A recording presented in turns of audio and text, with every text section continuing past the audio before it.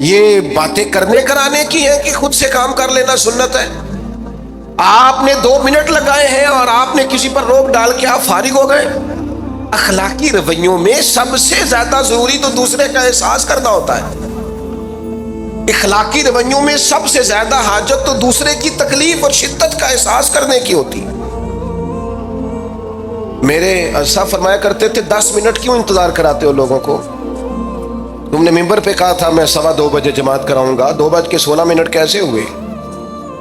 تمہیں اس کا پاس ہونا چاہیے تھا، تمہیں خیال ہونا چاہیے تھا کسی شخص کو کسی وجہ سے کوئی تکلیف، کوئی کسی اذیت کا شکار کیوں ہو، کوئی پریشان۔ میں اب تو الحمدللہ آپ اتنی بڑی تعداد میں آ گئے کہ جگہ آپ کے لیے مشکل ہو گئی، ورنہ شروع میں جب میں محافل کا ٹائم دیتا تھا تو میں وقت پہ چلا جاتا تھا۔ اگر کسی سے کہا نا کہ 6 بجے آئیں گے تو 6 بجے چلے گئے، وہ کئی والی کار والے پوچھتے سن تسی آ بھی گئے ہو، تو میں کہتا سی سانو تسی ویلے ہیں سمجھ لو۔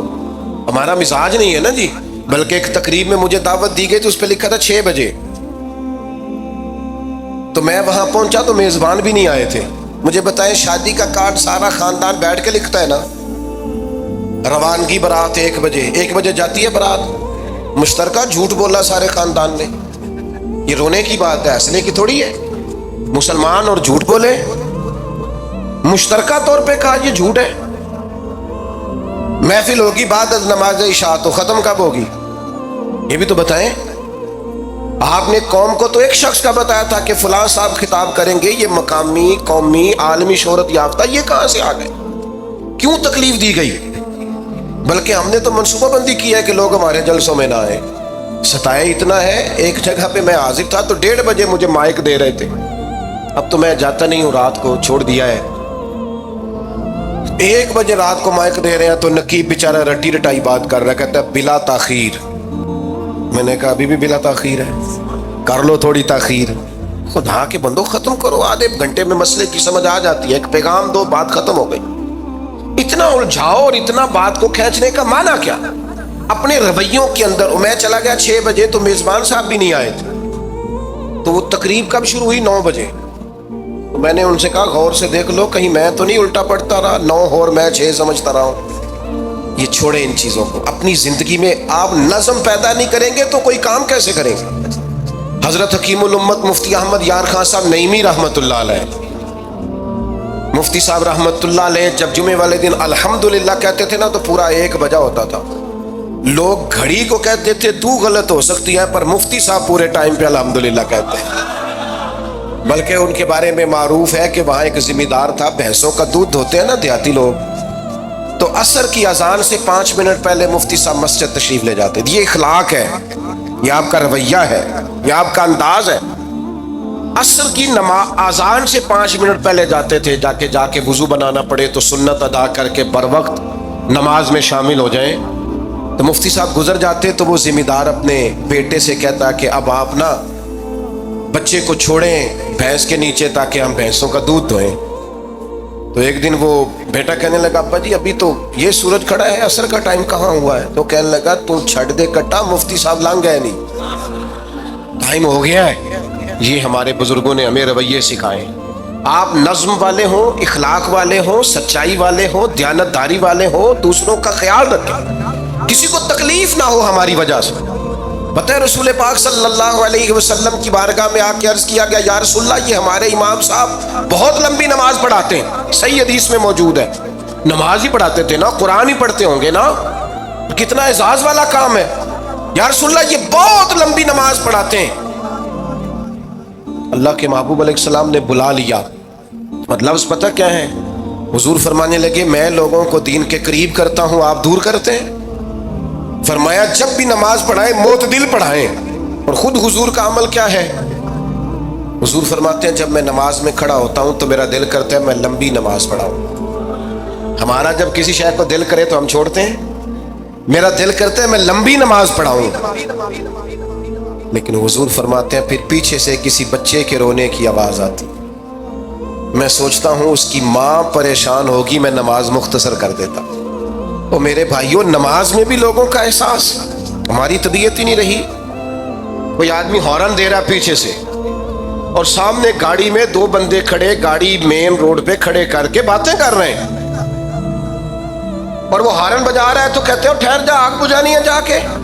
ایک تو آپ نے اتنا ظلم کیا کہ آپ نے روڈ بند کیا, اور دوسرا اخلاقی رویہ یہ ہے, اور میرے بھائی یہ بھی بد اخلاقی ہے کہ آپ اپنا موٹر سائیکل مین روڈ پہ کھڑے کر کے دکان پہ چلے جائیں, لوگوں کو تکلیف میں ڈالیں گے. اسلام اس کی اجازت نہیں دیتا.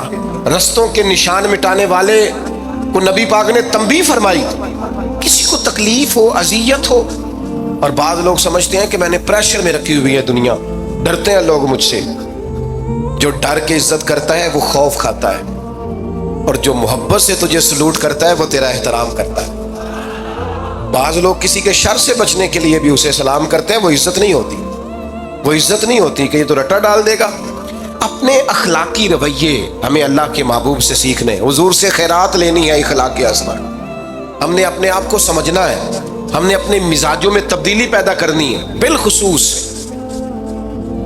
بزرگوں کے معاملے میں, بڑوں کے معاملے میں. جیسے جیسے انسان ضعیف ہوتا جاتا ہے نا, حساس ہوتا جاتا ہے, اسے باتیں تکلیف دینے لگتی.